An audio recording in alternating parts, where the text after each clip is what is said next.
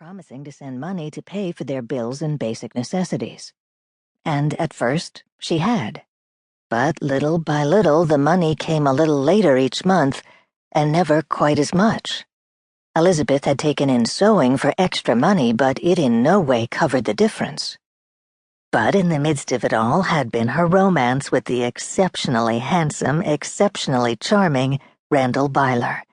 They'd been dating for almost 2 years now, and everyone was waiting with bated breath for Randall to finally ask her to be his bride. And when he did, why, her life would be perfect. All of her financial troubles would be over. The Bylers were the wealthiest Amish family she knew of, and Randall was head of a construction crew. She was certain that when they married, they could sell the house, her grandmother and she could move into the sprawling Byler house, and at last Elizabeth could start counting her blessings again. "You need to keep up with the salt or you could get hurt, Elizabeth," Randall said after he pulled off his boots and shut the door firmly behind him. "At least I have you to keep me safe," she teased, thinking there was no harm in flirting with him a little bit. Grabbing his hand, which was still covered in a thick black wool glove, she tugged. "Come sit down in front of the fireplace. We can light a log and I'll make you some hot chocolate." For as long as she'd known him, hot chocolate with either whipped cream or her homemade marshmallows was his weakness. She'd always thought it was rather adorable. No one would have guessed that a man like Randall would have such a penchant for a children's drink. "I can't have any of that. Not today." He pulled off his stocking cap, revealing his dark blonde hair that was usually unruly, which he battled by cutting shorter than most Amish men. After taking a moment to yet again reflect on how handsome he was, and that he really was hers, she tipped her head. "Oh?" "Yeah.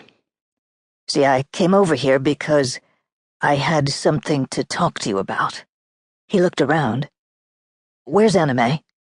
"My grandmother is up in her room. Why?" "I wanted some privacy."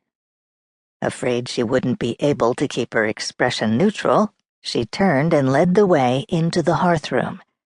This was it, she realized.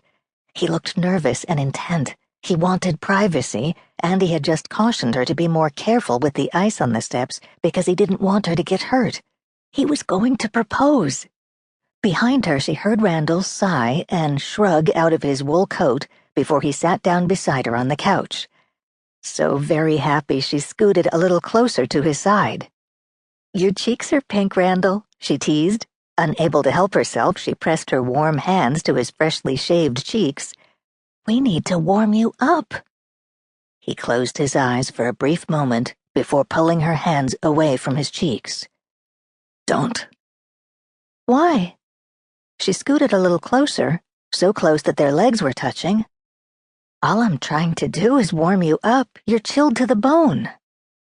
If anything, he looked even more uncomfortable and shifted so he faced her. Then he cleared his throat. "Elizabeth, we need to talk." "Then talk. I'm listening." Her pulse started fluttering. His brown eyes looked so serious. She never would have thought her easygoing Randall would be so nervous when he proposed.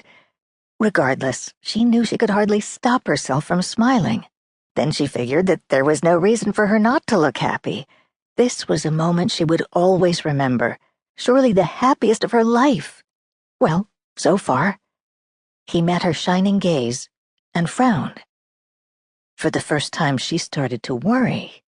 Here she'd been thinking of her wants and needs, but he was a man who had a lot of responsibilities. "Randall, is something wrong?" "I don't know." Her mind raced. Did something happen to one of your siblings? Both of Randall's parents had passed on to heaven. That meant he and his siblings had to look out for one another. "No, it's nothing like that." He cracked his knuckles, fidgeted. "It's like this. We had a family meeting last night. Junior and Miriam are moving out. Her parents bought them a house near them." "I'm shocked. I never thought Junior would leave until your sister Kayleen was grown." "I was surprised too. But you should see Junior's face. He's excited. He and Miriam are looking forward to having some privacy.